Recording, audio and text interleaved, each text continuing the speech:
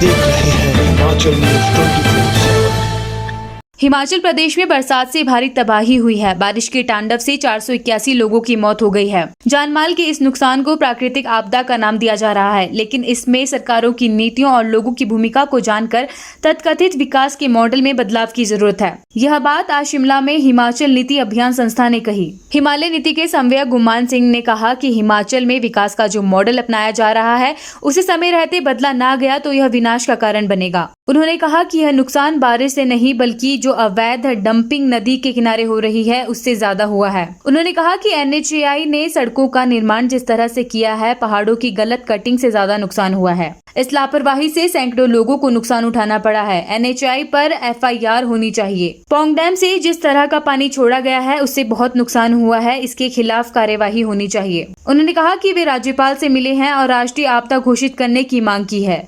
वह मुख्यमंत्री से मिलकर 55 सूत्रीय सुझाव पत्र देंगे। ऐसे में भाजपा कांग्रेस को राजनीति का खेल न खेल कर प्रदेश की पटरी पर लाने में काम करने की जरूरत है। आपदा में जिन लोगों के घर चले गए उन्हें फॉरेस्ट कंजर्वेशन एक्ट में बदलाव कर सरकारी भूमि दी जानी चाहिए। यह आपदा प्राकृतिक नहीं है बल्कि मानव जनित है। प्रदेश में जियोलॉजिकल सर्वे के अनुसार काम होना चाहिए, इसमें लोगों की राय भी लेनी चाहिए। हिमाचल में एक सामान्य विकास का मॉडल नहीं अपनाया जा सकता, गलतियों से सीखने की जरूरत है। हिमाचल में क्या काम होना चाहिए और क्या काम नहीं होना चाहिए, इसमें शोध की आवश्यकता है। पहाड़ों में 4 लेन की जरूरत है या डबल लेन की, इस पर विचार की जरूरत है।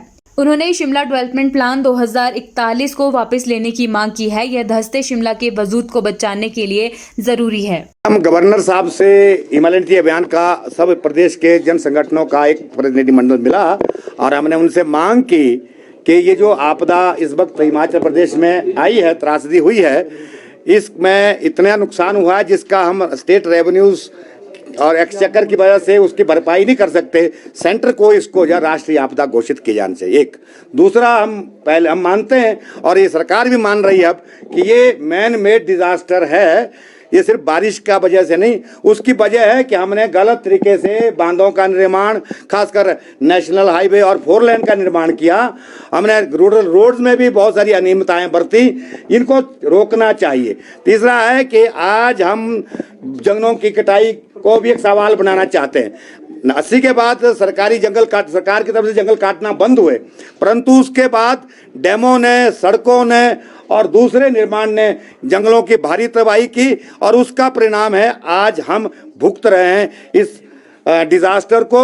और शिमला के संदर्भ में फिर से मैं कहना चाहूँगा कि शिमला का जो ये इन्होंने 2041 विकास योजना बना रखी है, उसको, उसकी जो सुप्रीम कोर्ट में गवर्नमेंट ने अपील कर रखी है, उसको तुरंत वापस लें और इसको रद्द किया जाना चाहिए।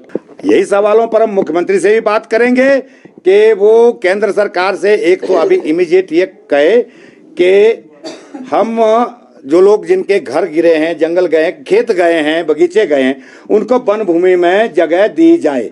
इसके लिए वो फॉरेस्ट कंजर्वेशन एक्ट में एग्जाम्पशन के लिए स्टेट गवर्नमेंट अप्लाई करे और केंद्र से बात करे। दूसरा कि राष्ट्रीय आपदा घोषित करने की हालांकि उन्होंने किया है, अब फिर से सवाल उठाएं। और उसके बाद जो हिमाचल प्रदेश में आगे विकास होना है, it is duty of state government now. मैं सुकूर जी से भी कहूंगा इसके बाद कि ये इंश्योर करें कि अनियमितताएं ना बरती जाएं और बड़ा चौड़ाकरण सड़क का ना किए जाए, मक डंपिंग प्रॉपर हो, बड़े निर्माण पर रोक हो, बांधों पर रोक हो और गांव-गांव में अलग अलग इलाकों का अलग अलग अध्ययन करके, जियो फिजिकल स्टडीज करके वहां पर निर्माण की नीति निर्धारित की जानी चाहिए, जिसमें वहां के लोगों को भी शामिल किया जाना चाहिए। तौर पर सब पर होना चाहिए, परंतु ग्रॉसली वायलेशन NHAI और डैम मैनेजमेंट की हुई है। डैम मैनेजमेंट की लोगों ने जिस तरह से बांध खोले, जिसको गवर्नमेंट की रिपोर्ट में भी माना गया, वो अति भयानक था। एकदम से बिना अलर्ट दिए समाज को, बड़े क्षेत्र को तबाह किया। और NHAI के जो एनक्रोचमेंट जो हुआ है ब्यास में, जिसमें उन्होंने माना है कि 5 मीटर तक NHAI ब्यास के अंदर गया, भाई कौन जिम्मेवार है? ये अधिकारी जिम्मेवार होंगे ही ना, और इनके खिलाफ कार्रवाई होनी चाहिए। और मुझे कहना पड़ रहा है कि हिमाचल सरकार ने पहले तो कहा था कि हम इनके खिलाफ कार्रवाई करेंगे, आज क्यों नहीं हो रही? मैं सवाल फिर उठा रहा हूं, मैं फिर सवाल उठा रहा हूं। डैमेज सूट फाइल करने चाहिए जिन लोगों का नुकसान हुआ है।